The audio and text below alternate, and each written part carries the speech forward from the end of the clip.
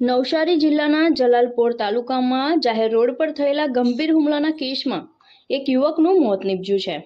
હુમલામાં ગંભીર રીતે ઘાયલ થયેલા દીપક રાઠોડનું નવસારી સિવિલ હોસ્પિટલ ખાતે સારવાર દરમિયાન મોત થયું હતું।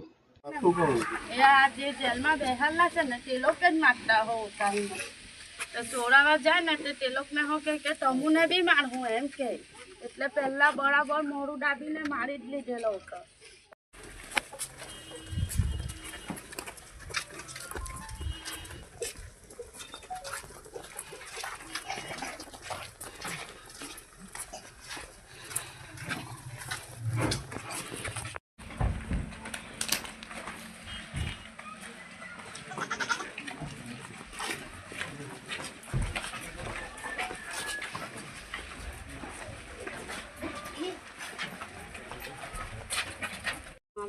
मारे એવું બરું કરે મારે હા મારે હો મારા કોઈરા લોકો એનાથી હેરાન છે બધા ફરિયાવાળા બધા જ બી બાકી કોઈ એ નહીં કરે એનું બીજ દેવાનું કારણ સોફર એનો રખેવાળો છે। હા